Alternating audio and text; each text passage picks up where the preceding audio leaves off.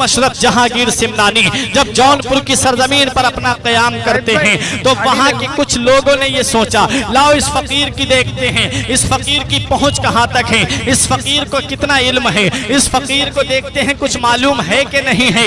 एक जिंदा शख्स को चारपाई पर लिटा करके लाए और लाने के बाद में कहा, हुजूर इसकी नमाज जनाजा पढ़ा दीजिए। मखदूम अशरफ जहांगीर सिमनानी ने निगाहे विलायत से देख लिया और हदीस पाक भी है, मदीने वाले मुस्तफ़ा इरशाद फरमाते हैं, इत्तकू बिफिरासतिल मुमिने फइन्नहु यंजुरु बिनूरिल्लाह, कि मोमिन की फिरासत बातिनी से बचो, बेशक वो अल्लाह के नूर से देखता है। और हजरत मखदूम अशरफ जहांगीर सिमनानी तो अली की आल हैं, उसके बेटे हैं जिसे बाबो मदीनतिल इल्म कहा जाता है, उसके लाडले हैं जिनके बारे में, जिनके वालिद के बारे में नबी ने फरमाया, मैं इल्म का शहर हूँ और अली उसका दरवाजा है।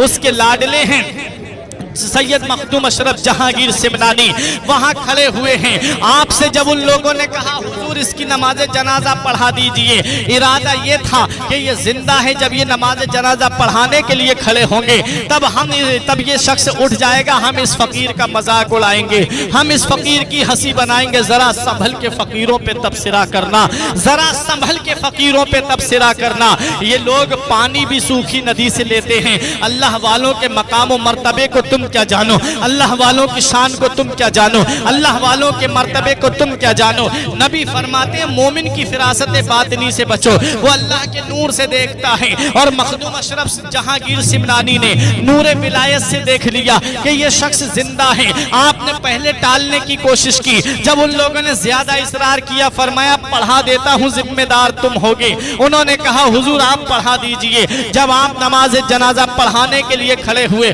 जब आपने पहली तकबीर कही, लोग समझ रहे थे कि ये अब उठेगा। जब आपने दूसरी तकबीर कही, लोग समझे कि ये अब उठ करके भागेगा, हम इस फकीर का मजाक उड़ाएंगे। आपने जब तीसरी तकबीर कही, लोगों ने सोचा अब उठ करके भागेगा। जब आपने चौथी तकबीर कह के सलाम फेरा, वो शख्स नहीं उठता है।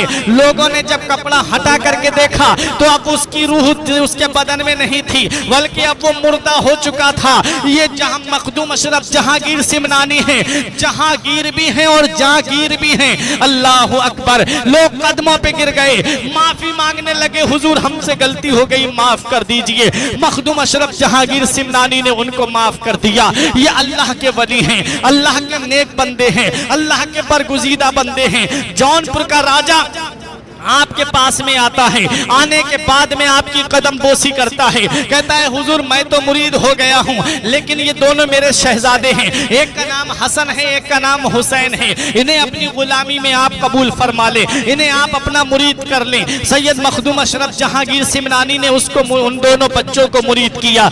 मुरीद करने के बाद में राजा कहता है, हुजूर मेरी एक ख्वाहिश है, मेरी एक तमन्ना है कि आप मेरी सल्तनत में रह जाएं, आप मेरी हुकूमत में रह जाएं, आप जहां भी ठहरे मेरी हुकूमत हो। हजरात गिरामी मखदूम अशरफ जहांगीर सिमनानी ने फरमाया, ठीक है मैं तेरी ही सल्तनत में ठहरूंगा। आओ जरा देखो कि छौछा शरीफ से लेकर के इधर दिल्ली का एरिया जो आता था, ये फिरोज शाह तुगलक का एरिया लगता था। और किछौछा शरीफ से उधर चले जाइए आप, जौनपुर बिहार बंगाल उड़ीसा का कुछ हिस्सा और उधर बांग्लादेश का हिस्सा, ये मशरिकी इलाका कहलाता था। और यहाँ जौनपुर का राजा हुकूमत करता था। अल्लाह अकबर। आपने फरमाया मैं तेरी ही सल्तनत में रहूंगा।